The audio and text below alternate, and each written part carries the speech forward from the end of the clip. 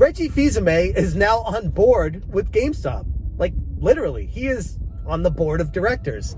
And yeah, I already covered that in my previous video and along with everybody else on the internet. But I was doing more thinking about this, and something really interesting struck me.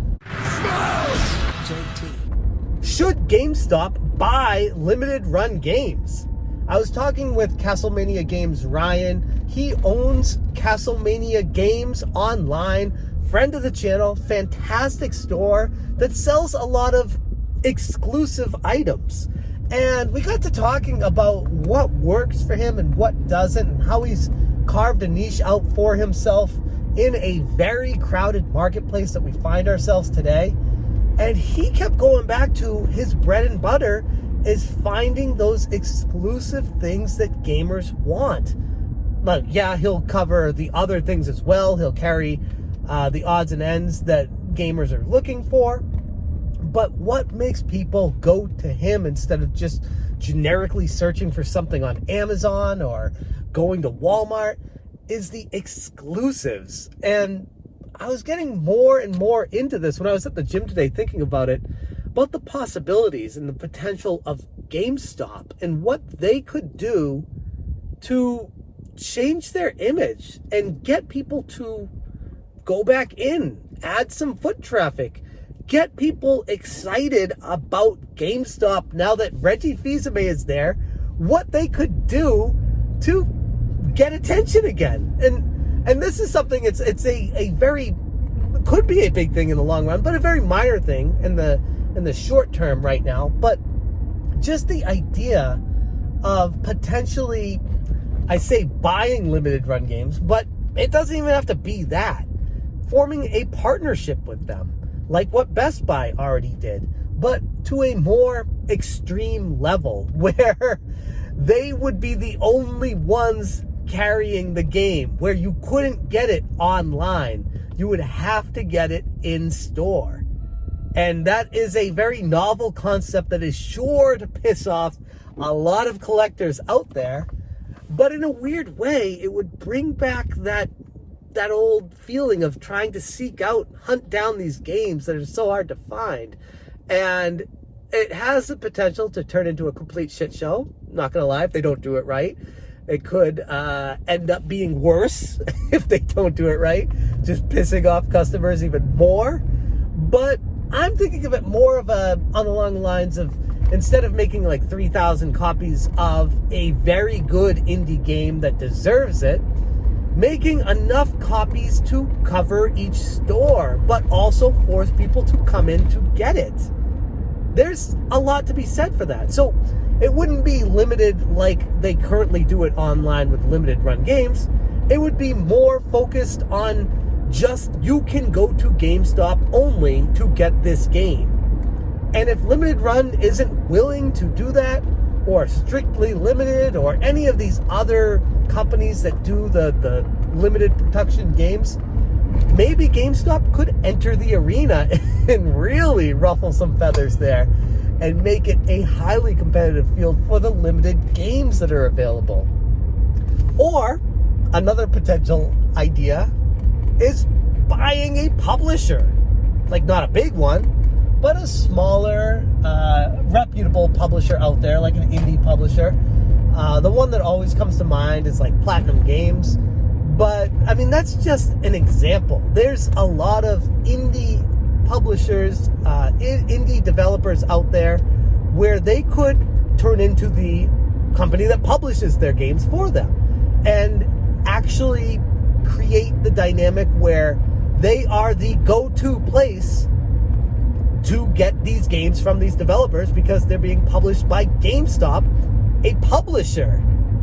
Now, I know they dipped their toes into that previously. They had Nintendo reprint Metroid Prime Trilogy and Xenoblade Chronicles on the Wii U, and they've done it before. They've dipped their toes into this arena. I wonder how familiar on the business end of it Reggie Fils Aime is, but it is something that GameStop is familiar with and have tried to do it before. I know Devil's Third might have been another one where they did it with, and maybe other games as well. My point is, They've tried it with games that have been created and put out at all the stores out there.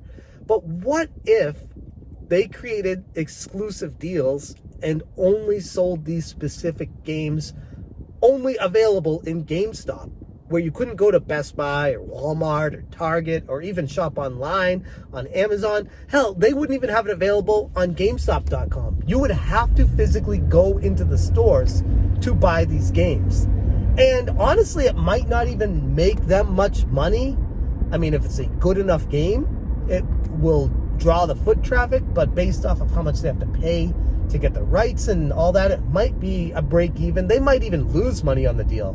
But the point is getting the foot traffic in the door so that people who go in will buy that game. And in addition to that, they'll also buy other things while they're in there, hopefully, potentially, or at least get them in the mindset of going into GameStop once again. Because how long has it been for some of us who have actually walked into a GameStop store to buy a game? It's been a while.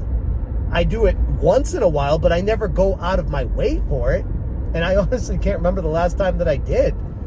Now, if GameStop were to shift the dynamic of the stores, like I talked about in a previous video, of making it more of a welcoming environment where it's more of a hangout, there's some potential to get people in the doors.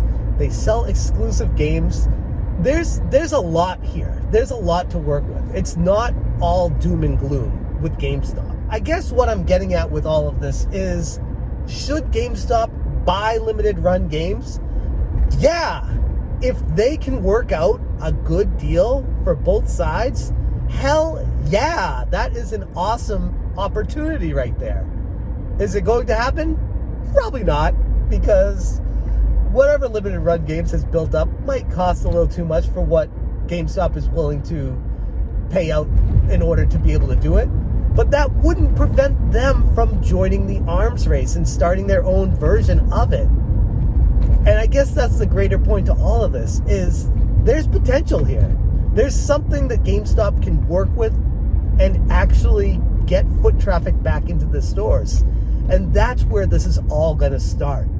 That's how the turnaround has to happen. Because without people coming into the stores, they got nothing.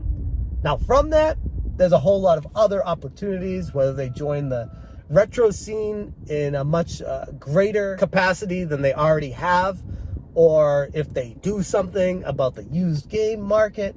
They have to create a reason for people to go into the stores. And like I said at the beginning, it's probably going to piss people off that have gotten used to the modern conveniences of just hanging out at the house and waiting for games to show up on release day. But I think in a way it will bring back that magic of people getting hyped for the games and standing in lines and waiting for them. If they can get a good enough title. This is GameStop. It's not a mom and pop shop. It's not a startup.